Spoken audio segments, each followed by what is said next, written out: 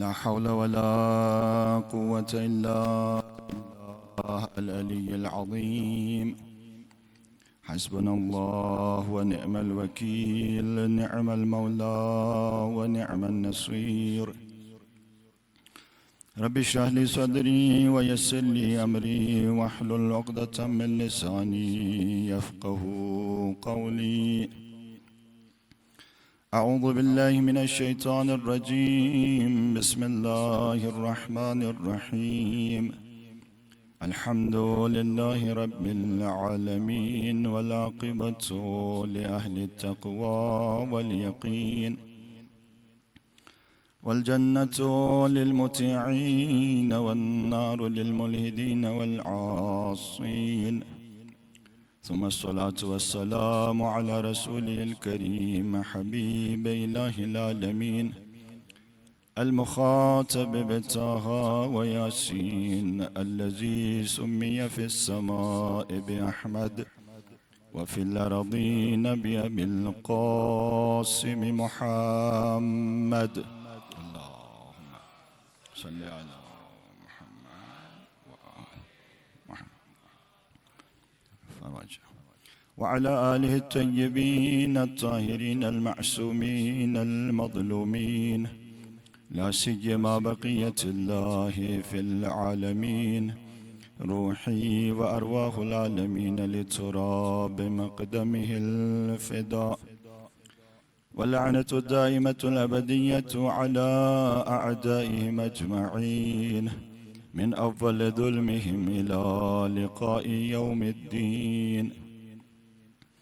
أما بعد، فقد قال حق سبحانه وتعالى في كتابه المحكم وقرآنه المتقن وقوله أحسن. بسم الله الرحمن الرحيم. هو الذي أرسل رسوله بالهدى ودين الحق ليظهره على الدين كله ولو كره المشركون. صلوات پڑھ لیجئے محمد وآل محمد.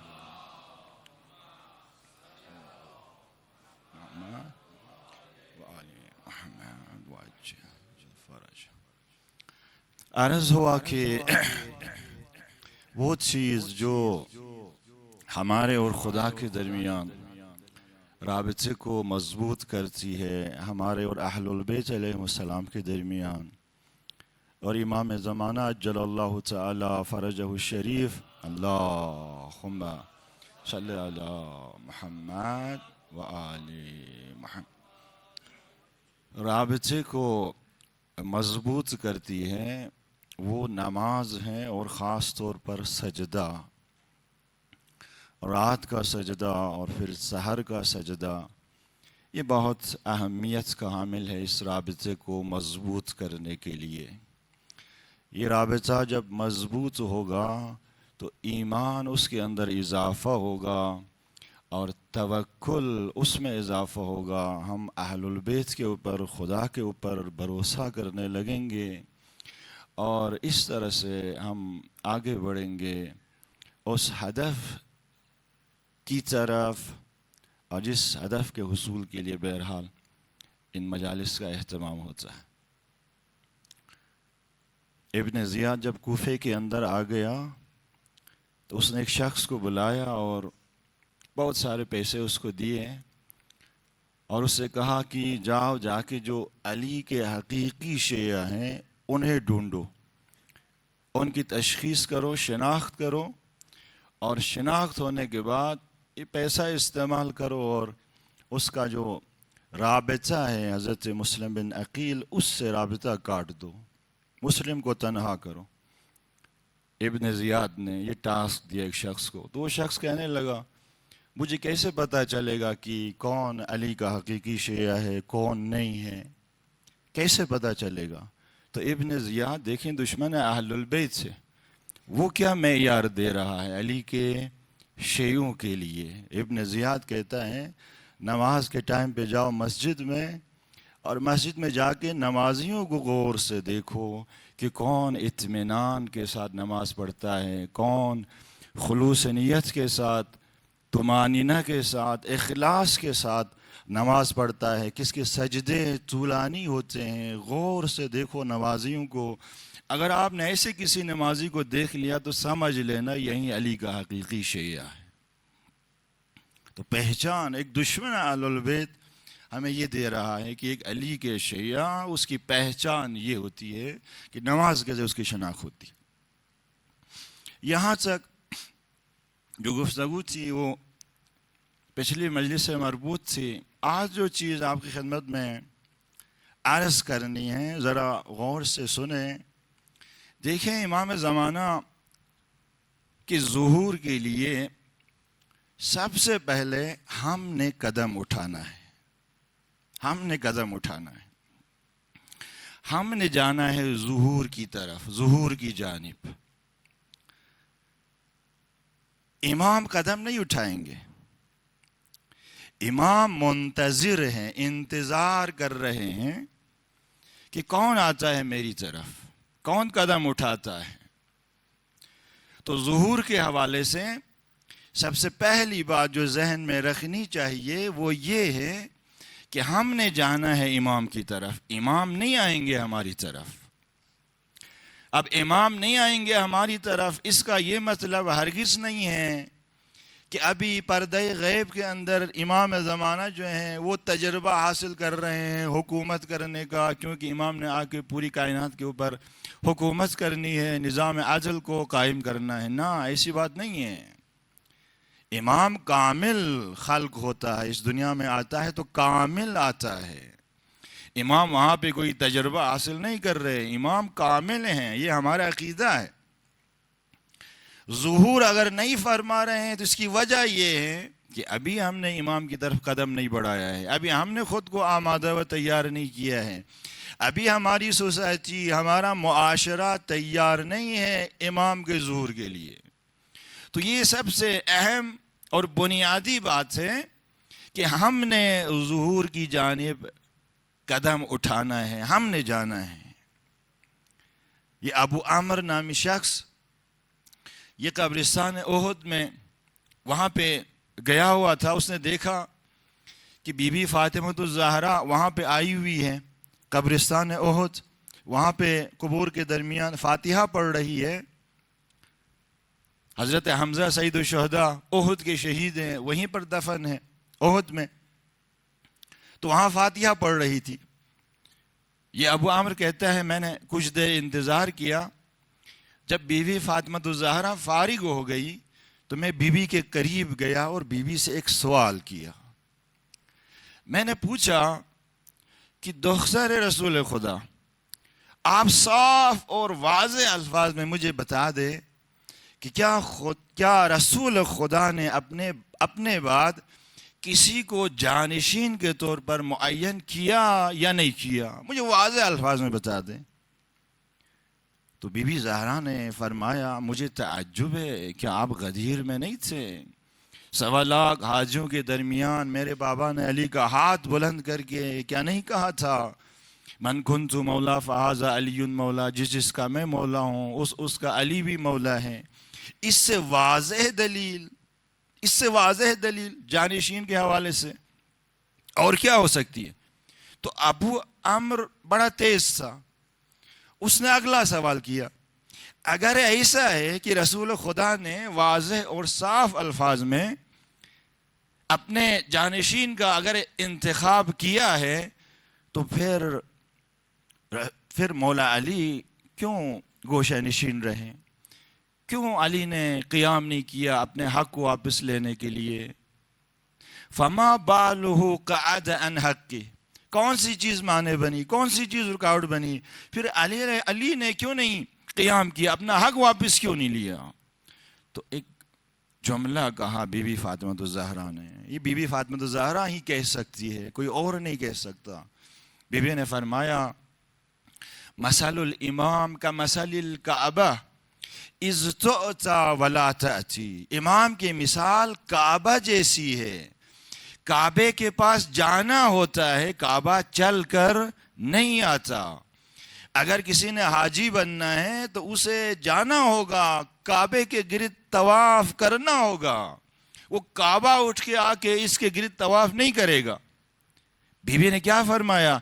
امام کی مثال کعبہ جیسی ہے، کعبے کی طرف جانا ہوتا ہے، کعبہ اٹھ کر نہیں آتا، لہٰذا امام کی طرف جانا ہوتا ہے، امام آپ کی طرف نہیں آتا۔ یہی وجہ ہے، آپ طول تاریخ میں دیکھیں ائمہ ہدا اگر تنہا رہے ہیں تو وجہ کیا ہے؟ وجہ اس کی یہ ہے کہ لوگ نہیں گئے امام کی طرف، لوگ امام کی طرف نہیں گئے، امام کو تنہا رکھا، پشت کیا امام کی طرف، پشت کو خالی کیا۔ اسی لیے آپ دیکھیں مولا کائنات گوش نشین مولا امام حسن کو صلح کرنی پڑی، مولا امام حسین دیکھیں سر نو کے سنا کے اوپر بلند ہو گیا، اور بعد کے ائمہ دیکھیں کوئی زندان کے اندر، کوئی نظر بند، نہایت ہی سخت قسم کے حالات، اور سارے امام ایک ایک ہو کے شہید ہو گئے ہیں۔ امت نہیں گئی امام کی طرف، نہ صرف نہیں گئی بلکہ امت دشمن ہو گئی، دشمن۔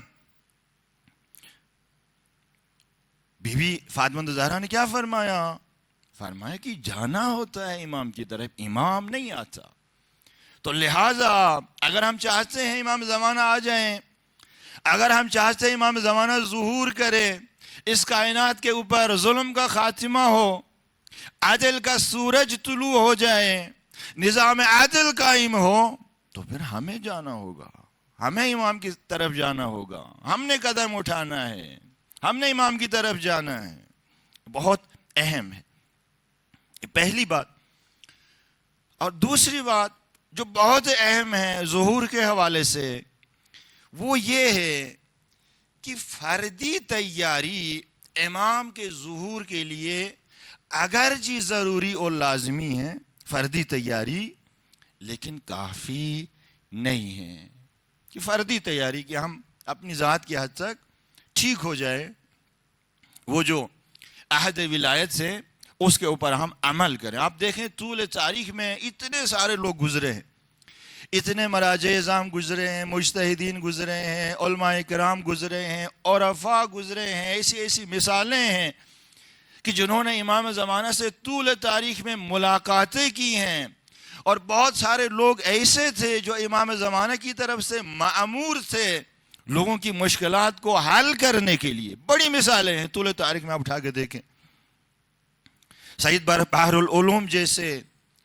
سید ابن طاووس جیسے، مقدس اردبیلی جیسے، شیخ انصاری جیسے، عائشہ اللہ مولوی جیسے، شیخ حسن علی نخودکی جیسے، شیخ مرتضیٰ زاہد جیسے، یعنی ایک لمبی فہرست سے طول تاریخ میں آپ دیکھیں عرفاء، فقہاء، علماء کہ جنہوں نے اپنی زندگی اہل عہد ولایت کے مطابق گزاری، اور ان کا رابطہ تھا امام زمانہ سے، بہت ساروں نے ملاقاتیں کی ہیں، ملاقاتوں کی داستانیں موجود ہیں، بہت سارے معمورین تھے۔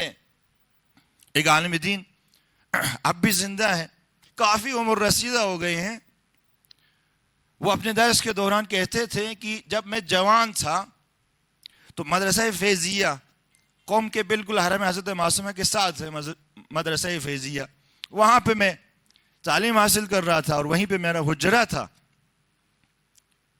اور میرا جوانی میں امام زمانہ کے ساتھ رابطہ بھی بڑا اچھا تھا، بہت اچھا رابطہ تھا، یعنی قلبی رابطہ بہت اچھا تھا۔ یہ کہتا ہے ایک دن میرے اوپر کچھ مالی مشکلات آ گئی، سخت مشکلات آ گئی مالی، تو یہ کہتا ہے میں نے سوچا کیوں نہ امام زمانہ سے عرض کروں، یہ مشکلات ہیں۔ تو انہوں نے ایک کاغذ نکال کے ایک عریضہ، ایک خط امام کے نام پہ لکھنا شروع کیا، اور اس میں وہ چیزیں جو اس کو ضرورت تھی، کھانے پینے کی کچھ چیزیں اور اس طرح کی چیزیں ضرورت تھی، کیونکہ مالی مشکلات کا شکار تھا، بہت سخت۔ وہ لکھنا شروع کیا، اب لکھ رہا تھا، اور آخری چیز ابھی لکھنے والا تھا کہ کسی نے دروازہ کھٹکھٹایا کسی نے۔ یہ کہتا ہے میں اٹھ کے چلا گیا، دروازہ کھولا، دیکھا کہ ایک عالم دین ابا اس نے اپنی سر کے اوپر ڈالی ہوئی ہے، ایک بہت بڑا تھیلا ساتھ میں رکھا ہوا ہے، اور کہا کہ یہ وہ چیزیں ہیں جو آپ کو چاہیے۔ یہ حیران ہو گیا، ابھی تو میں لکھ رہا تھا، ابھی آخری چیز میں لکھنے والا تھا کہ ساری چیزیں پہنچ گئی میرے دروازے پر. یہ حیران ہو گیا. یہ کہتا ہے میں نے غور سے دیکھا کہ یہ کون ہے لانے والا. غور سے دیکھا تو پتہ چلا حاج آغا یہ فخر تھے. حاج آغا فخر کوئی 15 تقریباً 17-18 سال پہلے ان کا انتقال ہو گیا. وہ ساری چیزیں لے کر آ گیا, دے دیا, اور جاتے ہوئے ایک جملہ کہا کہ امام مہدی کو ان چیزوں کے لیے مت پکارو. 4 کلو چاول, 1 کلو دال, تھوڑی سی چائے, چینی, اس کے لیے امام زمانہ کو مت پکارو. دیکھیں اس قسم کے لوگ طول تاریخ میں بہت سارے گزرے. ایسے واقعات ہیں, ابھی وقت نہیں ہے, آنے والے مجلس میں انشاءاللہ ایک آدھ واقعہ نقل کر لوں گا. اتنے سارے لوگ گزرے لیکن امام نے ظہور نہیں فرمایا. اس کی وجہ کیا ہے؟ اس کی وجہ یہ ہے کہ فردی تیاری امام کے ظہور کے لیے اگرچہ لازم ہے, اگرچہ ضروری ہے, لیکن کافی نہیں ہے. جب تک ہم اجتماعی طور پر تیار نہیں ہو جائیں گے, جب تک ایک اجتماع, ایک سوسائٹی, ایک معاشرہ, ایک جامعہ امام کے ظہور کے لیے آمادہ اور تیار نہیں ہو جائے گا, تب تک امام ظہور نہیں فرمائیں گے. کیا دلیل ہے اس کی؟ کیا وجہ ہے اس کی؟ اس کی وجہ یہ ہے کہ جو امام زمانہ کا دور ہے نا, وہ عقلانیت کا دور ہے, وہ معنویت اور اخلاق کا دور ہے, وہ عدالت کا دور ہے, وہ قانون الہی کی حکمرانی کا دور ہے. اور ہر کوئی زیر بار قانون نہیں جاتا, ہر کوئی زیر بار عدالت نہیں جاتا. وہ مطلوبہ ظرفیت ہونی چاہیے تھی. آپ دیکھیں طول تاریخ میں ائمہ معصومین اگر تنہا رہے ہیں, لوگوں نے ساتھ نہیں دیا ہے, تو اس کی وجہ کیا تھی؟ اس کی ایک وجہ یہ تھی کہ ائمہ عدالت کی بات کرتے تھے, اور اس عدالت کو تحمل کرنے کی, برداشت کرنے کی ظرفیت لوگوں میں موجود نہیں تھی. دیکھیں عدالت کے حوالے سے بات کرنا, گفتگو کرنا, تقریر کرنا, یہ تو آسان ہے, لیکن زیر بار عدالت جانا, اس عدالت کو تحمل کرنا, برداشت کرنا, جو قانون الہی ہے اس کو برداشت کرنا کہ اگر وہ قانون آپ کے خلاف استعمال ہو رہا ہو اور حق استعمال ہو رہا ہو, تو اب بندہ اس قانون کے سامنے خود کو سرنڈر کرے, اس عدل کے سامنے, اس عدالت کے سامنے خود کو سرنڈر کریں. یہ ظرفیت لازم ہے. یہ ظرفیت اگر ایک سوسائٹی کے اندر نہیں ہوگی, پھر نظام عدل قائم نہیں ہو سکتا. وہاں کئی قسم کے قانون ہوں گے. اپنا یہ وطن عزیز پاکستان آپ دیکھیں, کئی قسم کے قانون ہیں. جو غریب ہے ان کے لیے الگ قانون ہے, جو امیر ہے ان کے لیے الگ قانون ہے, جو طاقتور لوگ ہیں ان کے لیے الگ قانون ہے.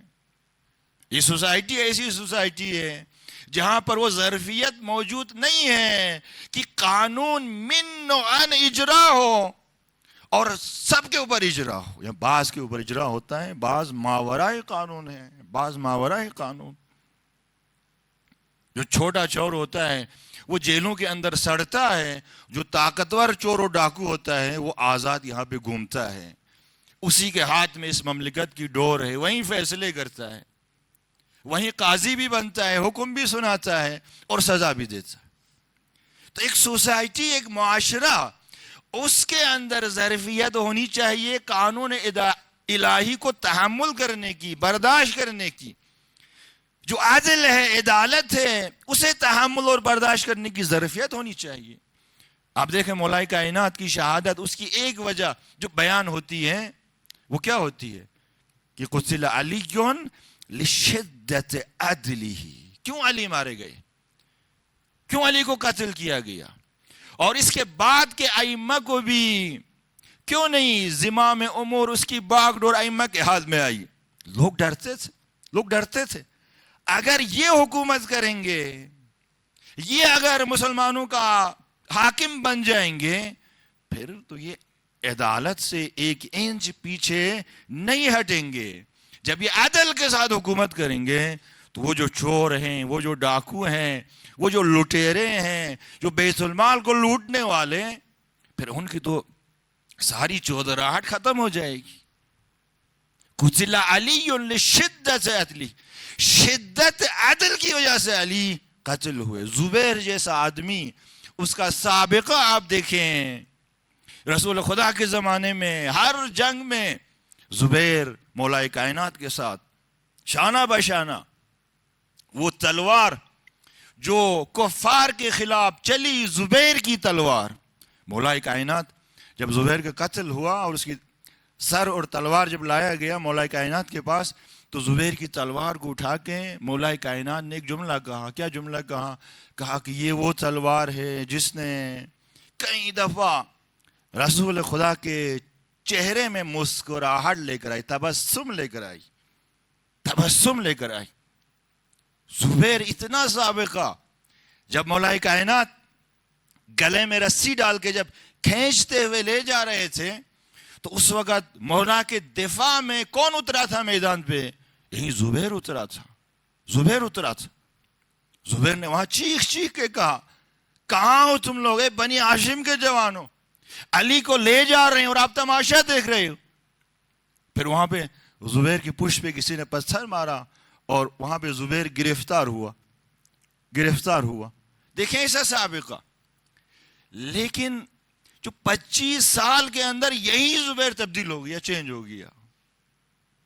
اتنا پیسہ اس نے کمایا غلط طریقے سے. خاص طور پر تیسرے خلیفے کے زمانے میں. اب جب مولا کائنات برسر اقتدار آئے تو زبیر کو سب سے بڑا خوف کس چیز کا تھا؟ سب سے بڑا خوف اس کا تھا کہ جو کچھ میں نے بیت المال سے لوٹا ہے اب علی واپس لے کر جائیں گے. یہی خوف تھا. جب مولا برسر اقتدار آئے تو زبیر مولا کائنات کے پاس آیا، آ کے کہا صرف میں نہیں، میرے ساتھ اور بھی بہت سارے، ایک پوری لسٹ لے کر آ گیا. کہا کہ یہ سارے لوگ آپ کے ہاتھ میں بیعت کرنے کے لیے تیار ہیں، لیکن ایک شرط پر. زبیر شرط رکھ رہا ہے مولا کائنات کے سامنے. شرط کیا رکھ رہا ہے؟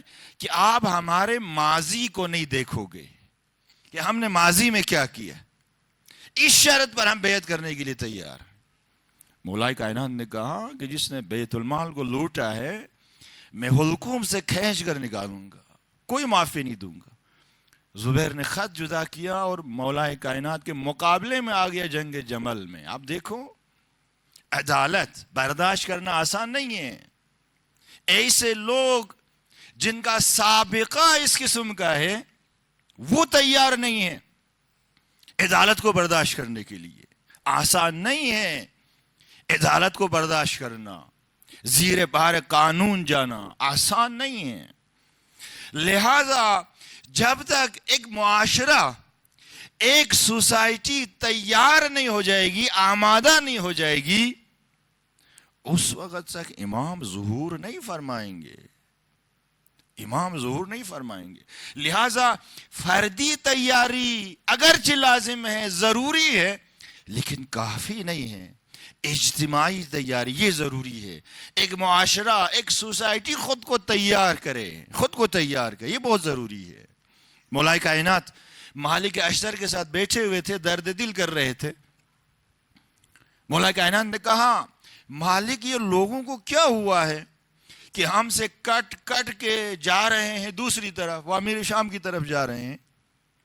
تو مالک اشتر نے کہا مولا میں بتاؤں اس کا جواب. مولا کائنات نے کہا بسم اللہ بتاؤ، کیوں جا رہے ہیں لوگ کٹ کٹ کے ہم سے؟ تو مالک اشتر نے کہا کہ امیر شام وہ سونے کے سکوں کی تھیلیاں وہ پھینکتا ہے لوگوں کی طرف، اور پرچرب کھانوں کا دسترخوان ہمیشہ بچھا رہتا ہے، تو لوگ اس طرف جاتے ہیں. آپ عدالت کی بات کرتے ہیں اور اپنی اس بات سے 1 انچ پیچھے ہٹنے کے لیے بھی آپ تیار نہیں ہیں. آپ کسی کے ساتھ کمپرومائز کرنے کے لیے تیار نہیں ہیں. آپ من و ان عدل اور عدالت کو اجرا کرنا چاہتے ہیں. تو ابھی ان لوگوں میں وہ ظرفیت ہے ہی نہیں ہے، ان کا ایمان ابھی وہ اس پختگی پر پہنچا ہی نہیں ہے، وہ اس مقام پر یہ لوگ ابھی ہے ہی نہیں ہے، تو آپ سے کٹ کٹ کے جا رہے ہیں۔ پھر ایک جملہ کہا مالک نے، کہا کہ ان تبذل المال یا امیر المؤمنین، اگر آپ بھی پیسہ پھینک دو تو تعمل الیک اعناق الرجال، تو لوگوں کی گردنیں آپ کی طرف جھک جائیں گی۔ یہ نعوذ باللہ مالک اشتر مولا کائنات کو مشورہ نہیں دے رہے، تجزیہ کر رہے ہیں، تحلیل کر رہے ہیں کہ یہاں کی وضعیت اس قسم کی ہے، لوگ پیسوں کے پجاری ہو گئے ہیں، ان کو پیسہ چاہیے، مال چاہیے، جہاں سے پیسہ ملے گا، جہاں سے مال ملے گا اس کے پیچھے لوگ بھاگیں گے۔ آپ بھی اگر مال پھینک دیں آپ کی طرف لوگ آ جائیں گے، آپ کی طرف لوگ آ جائیں گے۔ تو عزیزوں، ایک اجتماعی حرکت، ایک سوسائٹی اور ایک معاشرے کو امام کے ظہور کے لیے تیار کرنا، یہ اہم ہے، یہ ضروری ہے۔ جب یہ محقق ہو جائے گا پھر امام ظہور فرمائیں گے۔ خود امام کا ایک خط ہے، امام کی ایک توقیع ہے، توقیعات امام زمانہ۔ اس سے مراد کیا ہے؟ اس سے مراد یہ ہے کہ جب خط لکھتے تھے نواب اربعہ کے دور میں، کہ جس غیبت صغرا کے اندر لوگ مختلف مسائل خطوط لکھتے تھے، وہ نواب اربعہ ان خطوط کو لے کر جاتے تھے مولا امام زمانہ کی خدمت میں، پھر مولا اسی خط کے نیچے اس کا جواب لکھتے تھے، اس کو کہتے ہیں توقیع کہتے ہیں، توقیعات۔ کسی ایک توقیع کے اندر خود امام زمانہ جل اللہ تعالیٰ فرجہ الشریف نے خود لکھا اپنے ہاتھوں سے، احتجاج تبرسی کے اندر امام کا یہ جملہ موجود ہے۔ امام نے کیا لکھا؟ امام نے لکھا کہ لو ان اشیاءنا وفقهم اللہ تعالی، اگر ہمارے شیعہ کہ خدا انہیں اطاعت کی توفیق دے، اطاعت کی توفیق دے، علی اجتماع من القلوب فی الوفاء بالعہد علیہم لما تأخر، اگر ہمارے شیعہ مل کر اجتماعی شکل میں اس عہد کے ساتھ وفا کرتے، وہی عہد ولایت، اس عہد کے ساتھ اگر وفا کرتے مل کر اجتماعی شکل میں، تو لما تأخر، ظہور میں تاخیر نہیں ہوتی، ظہور میں تاخیر نہیں ہوتی۔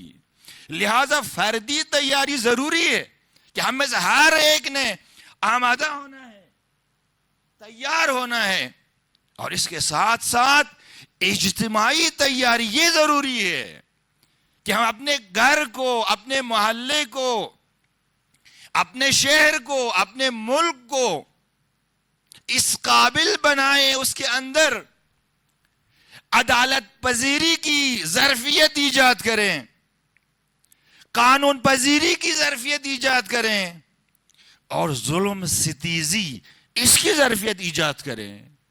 جب یوں ماحول بن جائے گا ایک سوسائٹی کا اور اس کائنات کا، اس دنیا کا، پھر امام تشریف لائیں گے، امام ظہور فرمائیں گے، اور شیطان کی کوشش ہوگی یہاں پہ ہمیں تنہا کرے، تنہا کرے۔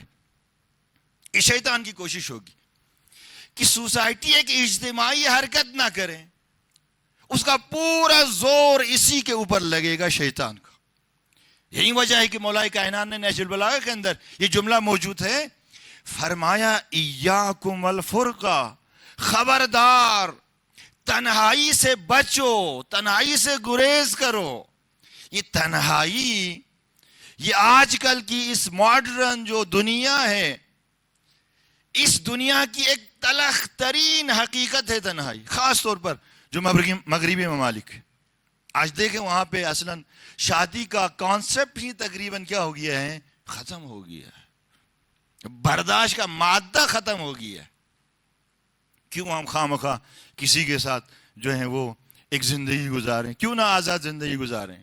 لوگ وہاں تیار ہیں جانوروں کے ساتھ زندگی گزارنے کے لیے، کتوں کے ساتھ، بلیوں کے ساتھ، پتہ نہیں کس قسم کے جانوروں کے ساتھ زندگی گزارنے کے لیے تیار ہیں، لیکن شادی کر کے کسی ہمسر کے ساتھ زندگی گزارنے کے لیے تیار نہیں۔ ایسا ماحول بن رہا ہے، ایسا ماحول۔ تلخ ترین حقیقت آج کل کی اس دنیا کا یہی تنہائی ہے اور یہی ہدف ہے شیطان کا. یہی ہدف ہے شیطان کا کہ انسان کو تنہا کرے. دیکھیں کسی زمانے میں جو یہودی تھے, جو صہیونسٹ یہودی, ان کا جو ماسٹر پلان تھا لوگوں کو ان کی ثقافت کی بھین چڑھانے کے لیے, ان کا جو ماسٹر پلان تھا وہ کیا تھا کسی زمانے میں؟ یہ تھا کہ بچوں کو گھروں میں رہنے نہ دو, بچوں کو گھروں سے باہر نکالو کھینچ کر, گلیوں میں لے کر آؤ, سڑکوں پہ لے کر آؤ, سنیما ہالوں میں لے کر آؤ, شراب خانوں میں لے کر آؤ, رقص اور ڈانس کی محفلوں میں لے کر آؤ. گھر کے اندر نہ رہیں بچے. کیوں؟ گھر کے اندر رہیں گے تو ماں باپ بچوں کے اوپر توجہ دے دیں گے, بچوں کی تربیت ہو جائے گی. جب گھروں سے باہر آ جائیں گے, گلیوں میں, سڑکوں میں, سنیما ہالوں میں, شراب خانوں میں, تو پھر ہمارے قبضے میں آ جائیں گے بچے. جب ہمارے قبضے میں آ جائیں گے تو ہم اپنے حساب سے اس بچے کی ذہنیت بنائیں گے, ہم اپنے حساب سے اس بچے کی تربیت کریں گے اور اس بچے کو اپنے اہداف کے لیے استعمال کریں گے. کسی زمانے میں یہ ماسٹر پلان تھا یہودیوں کا, اور اب یہ پلان چینج ہو گیا ہے. آپ کیا کہتے ہیں؟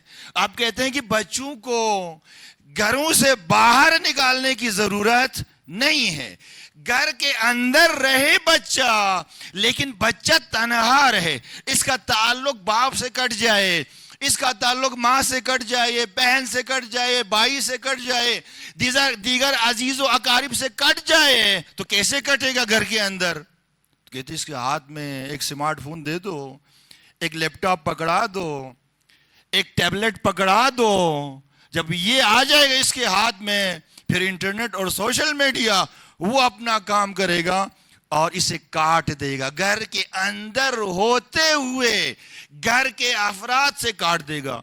آج سوسائٹی کے اندر جب جاتے ہیں ہم تبلیغ پہ تو یہی شکایتیں ہوتی ہیں کہ بچے اس قدر موبائل کے عادی ہو گئے ہیں کہ موبائل کے ساتھ سوتے ہیں, موبائل کے ساتھ جاگتے ہیں, اسی موبائل کے ساتھ کھاتے ہیں, حتی کھانا بھی نہیں کھاتے جب تک ان کے سامنے موبائل میں کوئی کارٹون یا کوئی اس طرح کی کوئی چیز لگی ہوئی نہ ہو.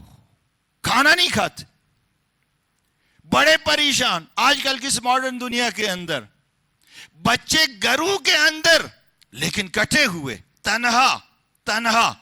جب تنہا ہو جائے گا تو مولا کائنات کا جملہ ہے نہج البلاغہ کے اندر موجود ہے, ایاکم والفرقہ, تنہائی سے بچو. کیوں تنہائی سے بچو؟ فإن الشاذ من الناس للشیطان کما ان الشاذ من الغنم للذئب. عجیب جملہ ہے مولا کائنات کا. انسان جب خود کو کاٹتا ہے سوسائٹی سے, معاشرے سے, اپنی فیملی سے, اپنے خاندان سے, جب تنہا ہو جاتا ہے, اکیلا ہو جاتا ہے, تو شیطان آسانی سے شکار کرتا ہے.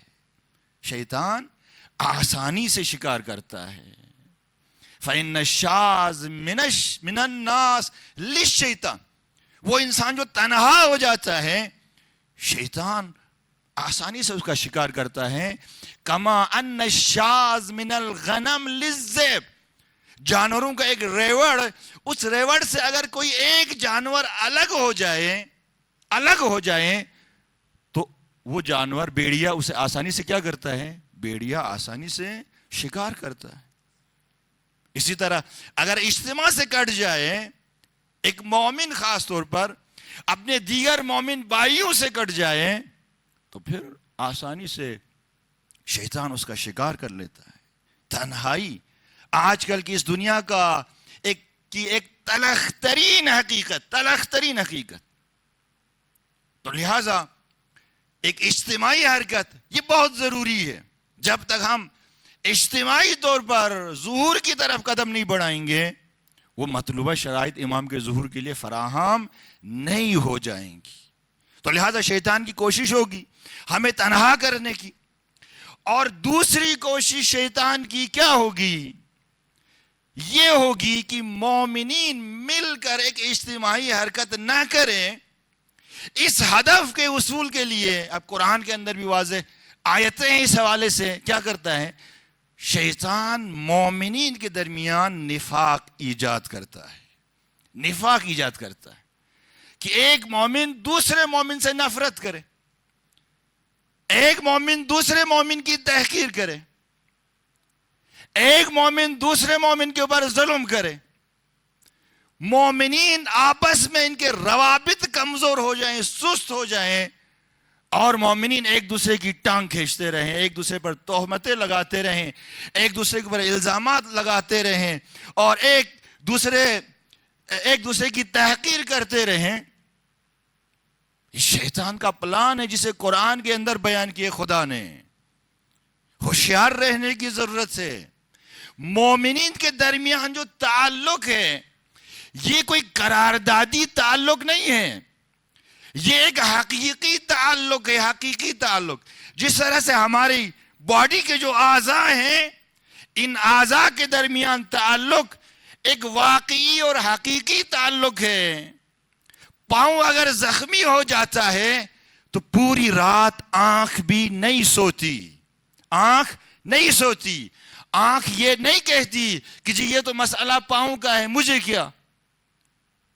ایک واقعی تعلق ہے ہماری باڈی کے اعضاء کے درمیان.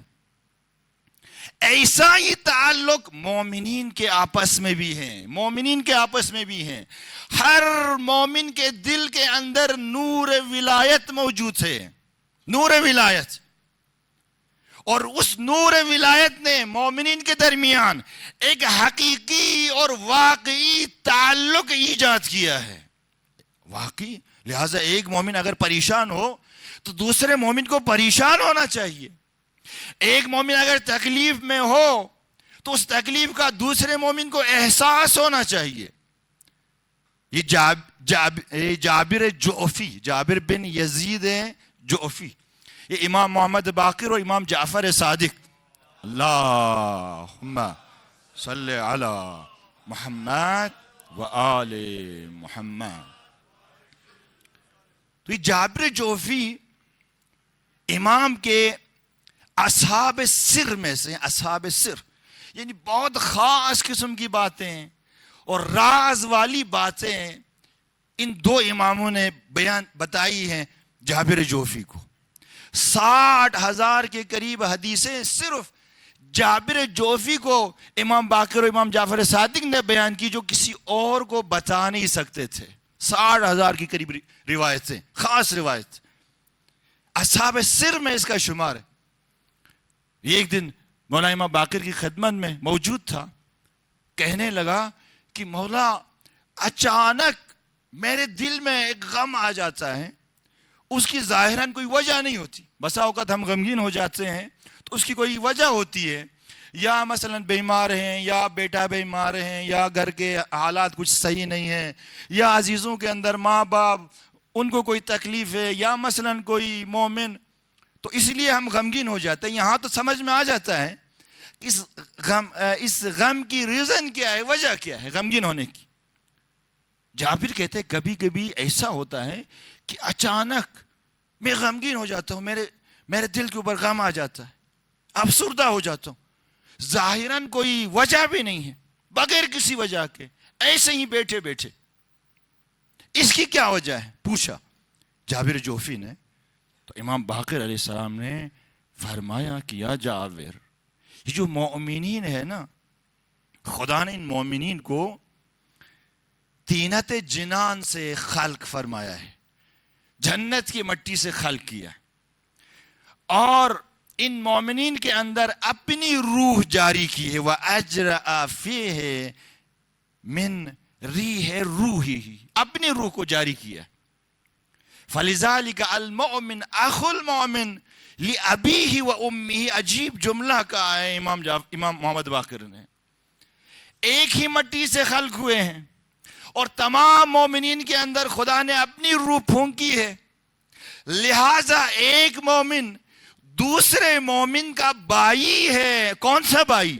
لِأَبِيهِ وَأُمِّهِ، باپ کی طرف سے بھی ماں کی طرف سے بھی. عجیب جملہ ہے مولا امام باقر کا، عجیب جملہ. یعنی مومنین آپس میں سگے بھائی، دوسرے الفاظ سگے بھائی. لہذا جب کسی ایک مومن کی روح کسی بھی جگہ غمگین ہو جاتی ہے تو حزنت ہذہ لانہا منہا، تو دوسرے مومن کی روح بھی غمگین ہو جاتی ہے، کیونکہ دونوں کے اندر ایک ہی روح پھونکی گئی ہے اور دونوں کی خلقت بھی ایک ہی طینت سے ہوئی ہے۔ لہذا ایک مومن کہیں پہ غمگین ہو جاتا ہے تو دوسرا مومن بھی غمگین ہو جاتا ہے، یعنی ایک واقعی رشتہ ہے، ایک حقیقی رشتہ ہے مومنین کے آپس میں۔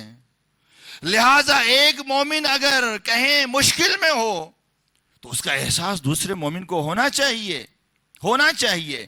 آپ دیکھیں نا، جب حسنین علیہ السلام جب بیمار تھے تو 3 دن نظر کیا تھا روزہ رکھنے کا۔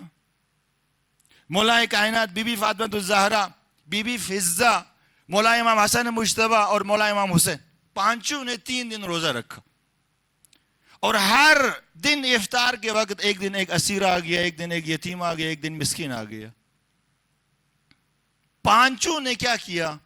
اپنی روٹیاں اٹھا کے اس مسکین اور یتیم اور اسیر کو دے دیا۔ سوال،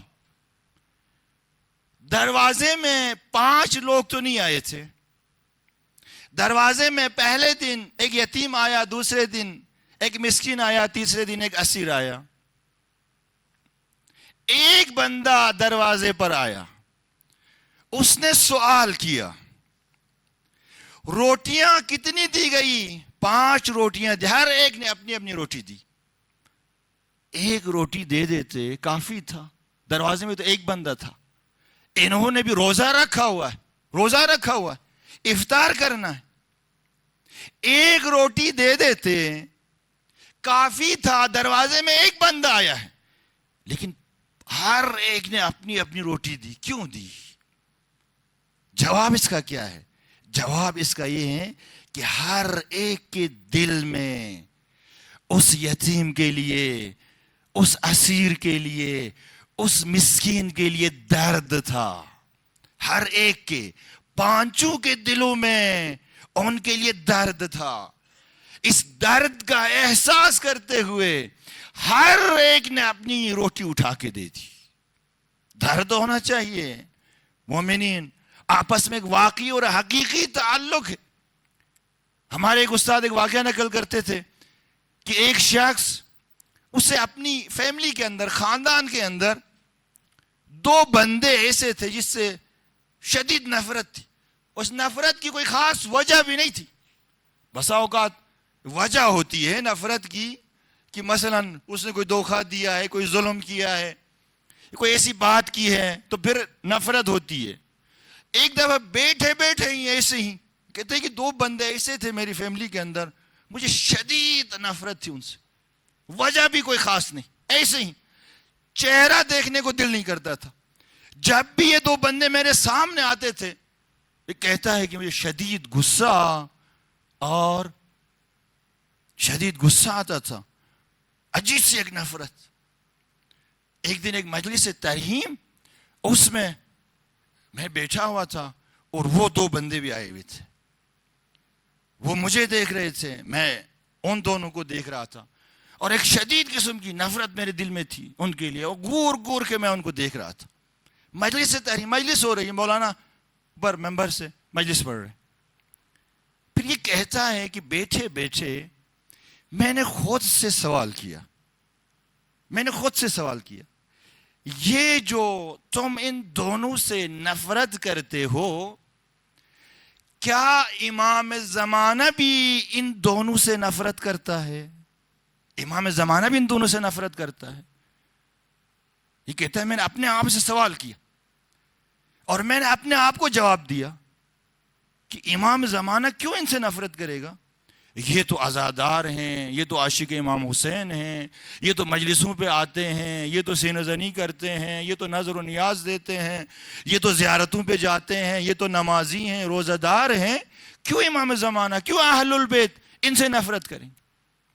تو یہ اپنے آپ سے سوال کرتا ہے کہ جب امام زمانہ اہل البیت علیہ السلام ان دونوں سے نفرت نہیں کرتے ہیں تم نفرت کرتے ہو، اس کا مطلب یہ ہے کہ آپ کی نفرت اور آپ کی جو محبت ہے اس کا معیار ہی کچھ اور ہے۔ معیار کیا ہونا چاہیے؟ معیار یہ ہونا چاہیے کہ جس سے اہل البیت نفرت کرتے ہوں اس سے ہم نفرت کریں، جس سے اہل البیت علیہ السلام محبت کرتے ہوں ان سے ہم محبت کریں، یہ معیار ہونا چاہیے۔ یہاں تو معیار الٹا ہے، کوئی وجہ بھی نہیں ہے۔ امام زمانہ ان سے محبت کرتے، اہل البیت علیہ السلام، میں نفرت کرتا ہوں۔ یہ کہتا ہے کہ میں اپنے آپ سے یوں باتیں کرنے لگا اور باتیں کرتے کرتے میں نے ارادہ کر لیا کہ آج سے اس نفرت کو ختم کروں گا۔ یہ کہتا ہے میں اٹھا اور اٹھ کے ان دونوں کی طرف میں دوڑا۔ جیسے میں ان دونوں کی طرف دوڑا تو وہ ڈر گئے کیونکہ انہیں پتا تھا کہ اسے شدید نفرت ہے، کہ ایسا نہیں ہو کہ مارنے کے لیے، وہ دونوں ڈر گئے۔ پھر میں قریب گیا، جا کے میں نے مجلس چل رہی، مجلس کے اندر میں جا کے گلے ملا، میں نے ان کے بوسے لیے، میں نے ان سے معافی طلب کی، اور کہتا ہے اس دن کے بعد سے انہی دونوں کے ساتھ خدا نے، اہل البیت علیہ السلام نے، امام زمانہ نے ایک ایسی محبت ڈالی کہ جس محبت کا تجربہ میں نے اس سے پہلے نہیں کیا تھا۔ اس سے پہلے ایسا کوئی تجربہ میں نے نہیں کیا تھا۔ تو عزیزو، ہم بھی اگر کسی سے نفرت کرتے ہیں تو اس نفرت کا معیار ائمہ علیہ السلام، اہل البیت، امام زمانہ، اس کی نفرت ہونی چاہیے۔ اور اگر محبت کرتے ہیں تو یہاں بھی معیار امام زمانہ وہ ہونا چاہیے، ملاک ہمارے لیے یہ ہونا چاہیے۔ لہذا مومنین اپنے آپ کو چیک کریں، اپنے آپ کو چیک کریں کہ ایمان کے کس درجے پر ہم فائز ہیں۔ اپنے مومن بھائیوں کے حوالے سے ہمارے رویے کیسے ہیں، گھر کے اندر رویے ہمارے کیسے ہیں، محلے میں رویے کیسے ہیں، سوسائٹی کے اندر اپنے عزیز و اقارب، اپنے یار دوست، ان کے ساتھ ہمارے رویے کیسے ہیں۔ ہم ایک دوسرے کے دکھ درد میں کام آتے ہیں یا نہیں ٹانگیں کھینچتے ہیں؟ نفرتیں ہمارے درمیان یا محبتیں ہمارے درمیان؟ کسی کو ترقی کرتے ہوئے جب دیکھتے ہیں تو خوش ہوتے ہیں یا حسد کرتے ہیں؟ ایک مومن اگر ترقی کرتا ہے خوش ہونا چاہیے، خوش ہونا چاہیے۔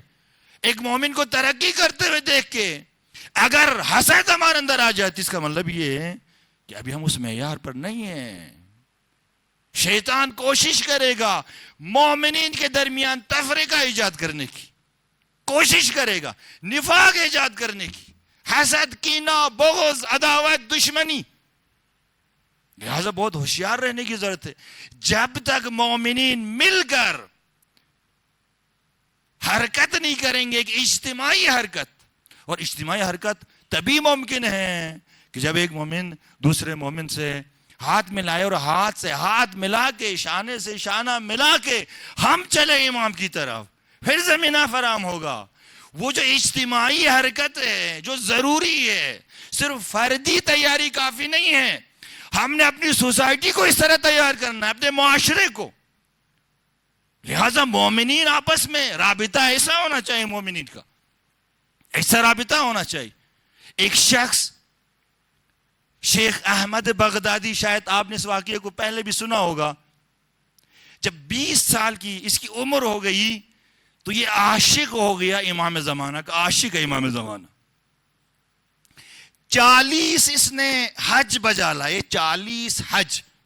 کس نیت سے؟ اس نیت سے کہ امام سے میری ملاقات ہو۔ 40 حج، کیونکہ حج کے ایام میں یقیناً امام زمانہ حج میں ہوتے، حج میں ہوتے۔ اور اس کی بھی کیا دلیل ہے، اس کے پیچھے بھی کیا حکمت ہے، فلسفہ ہے، فی الحال موضوع نہیں۔ 40 حج اس شیخ احمد بغدادی نے انجام دیے اس امید سے کہ یوسف زہرا سے میری ملاقات ہو، امام زمانہ سے میری ملاقات ہو، لیکن ملاقات نہیں ہوئی۔ جب یہ واقعہ نقل کرتا ہے نا یہ شیخ احمد بغدادی، عمر اس کی کتنی ہے؟ 80 سال اس کی عمر ہے۔ اب یہ بوڑھا ہو گیا ہے، کمر اس کی جھک گئی ہے، اور داڑھی اس کی سفید ہو گئی ہے۔ آنکھوں کی بینائی کم ہو گئی ہے. یعنی 60 سال 20 سال کی عمر میں عاشق امام زمانہ 80 سال کی عمر میں یہ واقعہ نقل کر رہا ہے. 60 سال لگاتار مسلسل امام کے پیچھے لگا رہا ہے. لیکن نہ خواب میں امام آئے اور نہ ہی بیداری میں امام آئے. آخر بہت تنگ آ گیا یہ شیخ احمد بغدادی. یہ بغداد سے اٹھ کے نجف آ گیا مولا امیر کی زریح پہ عصا کے ساتھ. زریح کے قریب جا کے زور زور سے عصا کو مارا اور مار کے کہا کہ 60 سال میں یوسف زہرا کے پیچھے دوڑتا رہا، باغتا رہا. دعائے ندبہ، دعائے کمیل، دعائے سماعت، زیارت عاشورہ، پتہ نہیں کہاں کہاں نہیں گیا، کتنی دفعہ مکہ چلا گیا، کوئی خبر نہیں. زور زور سے عصا مار کے کہا کہ اب میں آپ سے اپنا رابطہ توڑ دوں گا، مولا کائنات سے. اب میں آپ کے پاس بھی نہیں آؤں گا، آپ کے پاس بھی نہیں آؤں گا. اب میں تنہائی میں کسی کونے میں جا کے روتا رہوں گا. خدا حافظ کہہ کے یہ واپس آ گیا گھر میں. کسی کونے میں نہ کچھ کھا رہا ہے نہ کچھ پی رہا ہے، کسی کونے میں بس رو رہا ہے. یہ رات کو سویا تو خواب میں کسی نے بتایا کہ اتنی آسانی سے تم نے رابطہ کاٹ دیا، وہ بھی مولا علی سے. چاہتے ہو یوسف زہرا سے تمہاری ملاقات ہو تو کل صبح فلاں ٹائم نجف کے بازار میں چلے جاؤ، اس جگہ میں چلے جاؤ جہاں پہ لوگ تالے بناتے ہیں، قفل ساز. وہاں پہ فلاں جگہ پہ ایک دکان ہے، ایک قفل ساز ہے. اس ٹائم پہ یوسف زہرا وہاں ہوں گے، جا کے ملو امام سے. یہ خواب سے بیدار ہوتا ہے. بیدار ہو کے صبح ہوتی ہے، بڑا خوش بڑا خوش. یہ غسل کرتا ہے، نئے کپڑے پہنتا ہے، خوشبو لگاتا ہے اور اسی ٹائم پہ پہنچ جاتا ہے نجف کے اس بازار میں. اس دکان کو ڈھونڈتا ہے تو دکان کے اندر کیا دیکھتا ہے؟ امام زمانہ وہاں پہ بیٹھے ہوئے ہیں. اللہ اکبر. تشریف فرما ہے. جیسے ہی دروازے پہ آتا ہے، سلام کرتا ہے، السلام علیک یا مولا یا سید. مولا امام زمانے سے جواب دیتے ہیں. ایک کرسی پہلے سے رکھی ہوئی تھی میرے لیے. امام فرماتے ہیں اس کرسی میں بیٹھ جاؤ، خاموش رہو، کچھ مت بولنا اور دیکھتے رہنا. بیٹھ جاؤ، خاموش رہنا، کچھ مت بولنا، بس دیکھتے رہو. اب 1 میٹر کے فاصلے پر امام زمانہ یہ کہتا ہے میں اس کرسی پر بیٹھ گیا اور میں دیکھتا رہا. امام اس قفل ساز کے ساتھ باتوں میں مصروف ہو گئے. اس طرح سے باتیں کر رہے ہیں جیسے دو صمیمی دوست آپس میں باتیں کرتے ہیں، بہت فرینک ہو کر، ہنستے ہوئے، مسکراتے ہوئے، جو دو دوست آپس میں باتیں کرتے ہیں. امام اس قفل ساز کے ساتھ اس طرح باتیں کر رہے ہیں. کیسی باتیں ہیں؟ کہتے ہیں کہ وہ حج پہ جو گئے تھے کتنا مزہ آیا تھا. قفل ساز کہتا ہے مولا کیوں نہیں مزہ آتا؟ آپ کے شانہ بشانہ حج کرنا یہ کوئی معمولی سعادت نہیں ہے. وہ جو کربلا گئے تھے دونوں مل کے زیارت کے لیے امام حسین کی شب جمعہ، کتنا لطف آیا تھا. اس طرح کی باتیں بہت ہی صمیمی، جیسے دو دوست باتیں کرتے. یہ حیران ہو جاتا ہے کہ اتنی صمیمیت امام زمانہ اور اس قفل ساز کے درمیان. اتنے میں ایک خاتون آتی ہے روتی ہوئی. ایک خاتون روتی ہوئی آتی ہے، اس کے ہاتھ میں ایک تالا ہوتا ہے. اس قفل ساز سے کہتی ہے کہ میرا یہ تالا خریدو، مجھے 3 درہم دے دو. میرے گھر میں ایک بیمار ہے، اس بیمار کو دوائی کی ضرورت ہے اور مجھے دوائی کے لیے 3 درہم چاہیے. مجھے 3 درہم دے دو، یہ تالا رکھ لو. وہ قفل ساز اس تالے کو اٹھاتا ہے، اٹھا کے دیکھتا ہے، کہتا ہے کہ میں اس کی چابی بناتا ہوں، چابی بنا کے آپ کو دیتا ہوں، کہیں اور جا کے بیچو، یہ مہنگا ہے کافی، آپ کو 9-10 درہم ملیں گے. تو خاتون کہتی ہے نہیں مجھے 3 درہم کی ضرورت ہے، آپ رکھو اور مجھے 3 درہم دے دو صرف۔ دیکھو فلساز کہتا ہے میں تالا رکھ لوں گا لیکن اس شرط پر رکھوں گا کہ آپ پورے 10 درہم مجھ سے لے لو گی۔ جب کو فلساز نے یہ کہہ دیا 10 درہم پورے مجھ سے لے لو گی، وہ خاتون بہت خوش ہو گئی، اسے تو 3 درہم چاہیے تھے، 10 درہم مل رہے، بڑی خوش ہو گئی اور خوش ہو کے چلی گئی۔ ابھی کچھ دیر گزری تھی وہ خاتون واپس آ گئی۔ فلساز کہتے ہیں واپس آ گئی، پشیمان تو نہیں ہو گئی، کہیں تالا واپس تو نہیں لے جانا چاہتی؟ تو خاتون نے عجیب جملہ کہا، خاتون نے کہا بھی جا رہی تھی تو اچانک میرے دل میں ایک خیال آیا، خیال یہ آیا کہ میں واپس جا کے یہ جو اولاد زہرا یہاں بیٹھا ہوا ہے نا، اس اولاد زہرا کے سامنے میں آپ کے لیے ایک دعا کروں۔ میں دعا کرنے واپس آ گئی۔ اس خاتون نے دعا کیا کی؟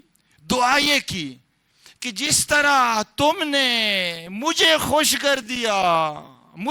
کر دیا، میں دعا کرتی ہوں کہ امام زمانہ کا دل بھی آپ سے خوش ہو۔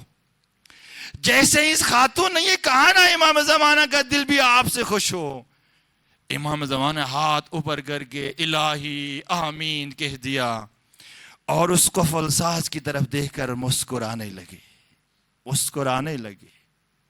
وہ خاتون چلی گئی۔ امام زمانہ اس شیخ احمد سے مخاطب ہوئے، کہا کہ کیوں جا کے میرے جد علی کے پاس جا کے شکایت کی، میری کیوں شکایت کی جا کے؟ تو شیخ احمد کہتا ہے کہ مولا 60 سال ہو گئے میں آپ کے پیچھے دوڑتا رہا ہوں، 60 سال ہو گئے۔ آخر میں تنگ آ گیا اور تنگ آ کے میں گیا مولا کائنات کی زری میں۔ عجیب جملہ کہا امام زمانہ نے، کیا ان 60 سالوں میں تم نے کبھی خود سے یہ سوال کیا کہ امام زمانہ کس بات پر خوش ہوتا ہے، امام زمانہ کس بات پر راضی ہوتا ہے؟ ان 60 سالوں میں کیا کبھی تم نے اپنے آپ سے یہ سوال کیا؟ وہ شخص کہتا ہے مولا ایسا سوال تو کبھی میں نے نہیں کیا، آپ بتائیں آپ کس چیز سے خوش ہوتے ہیں؟ امام نے فرمایا اس قسم کے جو کفل ساز ہیں نا، جو دوسروں کے کام آتے ہیں، جو دوسروں کو خوش کرتے ہیں، جو دوسروں کے دکھوں کے اوپر مرہم رکھتے ہیں، جو دوسروں سے محبت کرتے ہیں، جو دوسروں کے پھنسے ہوئے کام انہیں حل کرنے کی کوشش کرتے ہیں، جو دوسروں کے دردوں کا مداوا کرتے ہیں، میں اس پر راضی، میں ایسے لوگوں سے راضی ہوتا ہوں، اس کفل ساز نے خوش کیا اس خاتون کو۔ عزیزو دیکھیں معیار یہی ہونا چاہیے کہ امام زمانہ کس بات پر خوش ہوتے ہیں، اور کس بات پر خوش ہوتے ہیں؟ جب مومنین آپس میں ان کے جو تعلقات ہیں وہ بہتر ہوں، اچھے ہوں، مومنین ایک دوسرے سے نفرت نہ کرتے ہوں، مومنین ایک دوسرے کو تکلیف نہ پہنچاتے ہوں، مومنین ایک دوسرے کے کام آتے ہوں، ایسے لوگوں سے امام زمانہ خوش ہوتا ہے۔ اور یہی حرکت اجتماعی ہے جو ہمیں لے کر جا سکتی ہے امام کے ظہور کی طرف۔ لہذا ان مجالس کے اندر ہم نے اسی چیز کی پریکٹس کرنی۔ یہ مجالس اگر ہمیں اس سمت لے کر نہیں جاتی ہیں تو پھر ان مجالس کے انعقاد کا پھر کوئی فائدہ نہیں رہے گا۔ یہ آنسو جو ہم مولا حسین کے اوپر بہاتے ہیں، یہ آنسو اسی صورت میں ہمیں لے کر جا سکتے ہیں امام کی طرف کہ ہم مل کر مومنین آپس میں مل کر شانہ بشانہ حرکت کرے امام کی طرف، نفاق ختم ہو، نفرتیں ختم ہو، محبت ایجاد ہوں، لہذا ظہور کے لیے بہت ضروری ہے کہ ایک اجتماعی حرکت یہ بہت ضروری ہے۔ عزیزو، قافلہ حسینی اسیروں کا قافلہ شام پہنچا ہوا ہے، کوفے سے گزر کر آیا ہے۔ کوفے میں جب داخل ہوا ہے تو چھتوں سے لوگ صدقے کی کھجوریں پھینک رہے تھے۔ اجرکم اللہ، آپ کی آوازیں بلند ہو گئی۔ خدا آپ کو کوئی غم نہ دے سوائے غم محمد و آل محمد کے، کسی غم میں نہ رلائے۔ فرق کرتا ہے، ایک قافلہ کوفے میں داخل ہوا ہے، شام میں بھی داخل ہوا ہے، دونوں جگہوں میں فرق کرتا ہے۔ جب کوفے میں داخل ہوا تو چھتوں سے صدقے کی کھجوریں پھینکی جا رہی تھی، لیکن جب شام میں داخل ہوا ہے، جانتے ہیں چھتوں سے کیا پھینکا جا رہا تھا؟ چھتوں سے انگارے پھینکے جا رہے تھے، چھتوں سے پتھر پھینکے جا رہے تھے، انگارے پھینکے جا رہے تھے۔ کس حالت میں انگارے پھینکے جا رہے تھے؟ اس حالت میں کہ زینب کے ہاتھ بندھے ہوئے ہیں۔ اجرکم اللہ، اجرکم اللہ۔ ایک شخص ابن عتیبہ، وہ کسی کام سے شام آ گیا تھا، کسی شخصی کام سے، ایک کاروان سرائی کے اندر ٹھہرا تھا۔ یہ کہتا ہے ابھی رات ہوئی تھی، شام ہوئی تھی، میں نے تالیاں بجانے کی، کہکہے لگانے کی، رقص اور سرور کی، طرب کی میں نے آوازیں سنی۔ تو برابر بیٹھے آدمی سے میں نے پوچھا، آج تو مسلمانوں کی عید کا دن نہیں ہے، یہ مسلمان کس بات کی خوشی منا رہے ہیں؟ تو اس شخص نے کہا کہ ایک شخص نے کربلا میں بغاوت کی تھی، وہ شخص مارا گیا ہے، اس کا خانوادہ اسیر ہو کر یہاں شام آ گیا ہے، مسلمان اپنی فتح کی خوشی منا رہے ہیں۔ یہ ابن عتیبہ کہتا ہے مجھے تجسس ہوا کہ آخر کس نے بغاوت کی، آخر کس کا خانوادہ اسیر ہو کر یہاں آیا ہے۔ یہ کہتا ہے کہ میں کاروان سرائے سے باہر آ گیا، میں بازار شام میں آ گیا، بازار شام میں نے کیا دیکھا؟ یہ کہتا ہے کہ کچھ نورانی چہرے، کچھ نورانی سروں کو میں نے دیکھا جو نیزوں کی نوک کے اوپر بلند تھے، کچھ مقدس بیویوں کو میں نے دیکھا جن کے سروں پر چادریں نہیں تھی۔ اس قافلے کے سامنے میں نے ایک جوان کو دیکھا، اس جوان کے ہاتھوں میں بیڑیاں تھی، پاؤں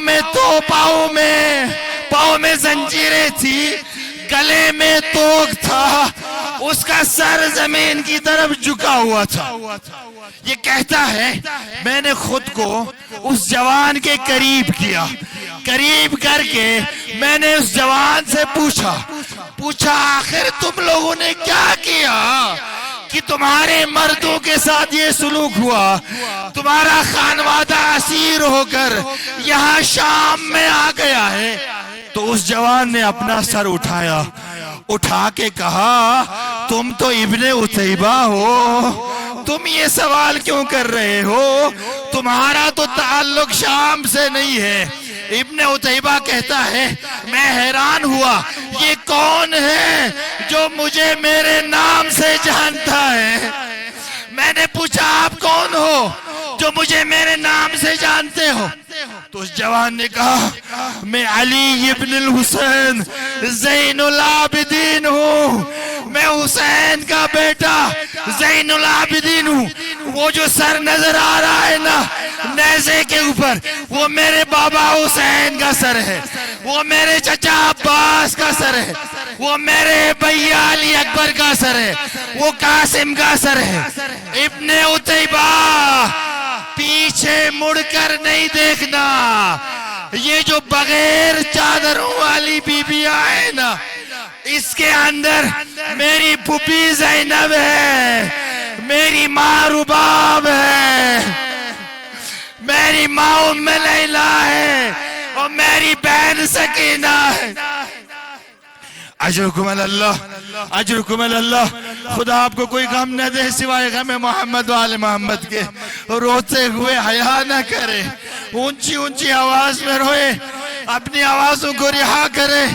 امام جعفر صادق دعائیں دیتے، ابن عتیبہ مولا امام سجاد کے قدموں میں گر گیا، کہا مولا مولا میرے لیے کیا حکم ہے، بتائے میں کیا کروں؟ امام سجاد نے کہا ابن عتیبہ بتاؤ تمہاری جیب میں پیسے کتنے ہیں؟ یہ کہتا ہے میں نے کہا مولا 20,000 درہم ہے میرے جیب میں۔ تو امام سجاد نے کہا جاؤ جا کے بازار سے کچھ چادریں خرید کر لاؤ۔ ابن عتیبہ بازار گیا، 10,000 درہم کی چادریں لے کر آ گیا۔ چادریں لے کر آ کے امام سجاد کی خدمت میں کہا کہ میرے ہاتھ بندھے ہوئے ہیں، ابن عتیبہ جاؤ جا کے یہ چادریں بیویوں میں تقسیم کر دو۔ ابن عتیبہ گیا، چادروں کو بیویوں میں تقسیم کیا، بیویوں نے چادریں لے لی اپنے سروں پر۔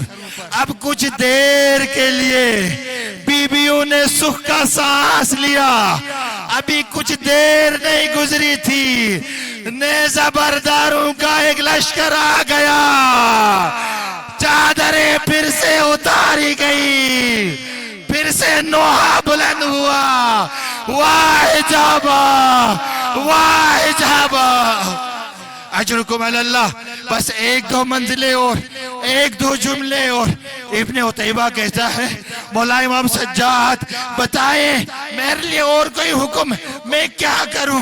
امام سجاد فرماتے ہیں یہ جو پیسے بچے ہوئے نا تمہارے پاس، جاؤ یہ جن لوگوں نے سروں کو اٹھایا ہوا ہے نا ان سے کہو سروں کو آگے لے کر جائے، اگر آگے لے کر نہ جائے تو پیسے دے دینا، ان سے کہنا سر آگے لے کر جائیں۔ ابن عتیبہ کہتا ہے مولا اس سے ہوگا کیا؟ پتہ ہی امام سجاد نے کیا کہا؟ دیکھ نہیں رہے ابن عتیبہ میری ماں بہنوں کے گرد حلقہ تنگ ہو رہا ہے، بھیڑ زیادہ، تماشائیوں کا ہجوم بڑھ رہا ہے، ان سروں کو آگے لے جاؤ، یہ تماشا دیکھنے والے ان سروں کے پیچھے آگے چلے جائیں گے اور میری ماں بہنوں سے بھیڑ کم ہوگی۔ ہم اپنی ماں بہنوں سے یہی کہتے ہیں نا فلاں بازار میں مت جانا، فلاں مارکیٹ میں مت جانا، وہاں رش زیادہ ہوتا ہے، وہاں بھیڑ زیادہ ہوتی ہے۔ ہائے شام کا بازار، ہائے زینب ننگے سار شامی تماشا دیکھ رہے ہیں۔ اجرکم اللہ۔ یہ ابن عتیبہ کہتا ہے میں گیا، کچھ سے میں نے ریکویسٹ کی، وہ سر لے کر آگے گئے، کچھ کو میں نے پیسے دیے، وہ سر لے کر آ گئے۔ ابن عتیبہ کہتا ہے اسی اسنا میں نے ایک شخص کو دیکھا، اس نے اپنی جولی میں پتھر بھرے ہوئے تھے، وہ پتھر نکال کے مار رہا تھا، اس نے ایک پتھر نکالا مولا حسین کی پیشانی پر مارا، جیسے ہی اس نے پتھر مارا نا مولا حسین کے سر پر، ابن عتیبہ کہتا ہے مجھ سے برداشت نہیں ہوا، میں نے تلوار کھینچی، جیسے ہی تلوار کھینچی امام سجاد کی آواز آ گئی ابن عتیبہ تلوار نیام میں ڈال دو، تم سے ایک پتھر برداشت نہیں ہوا، ہم کربلا سے کوفہ، کوفہ سے شام پتھر کھاتے ہوئے آئے۔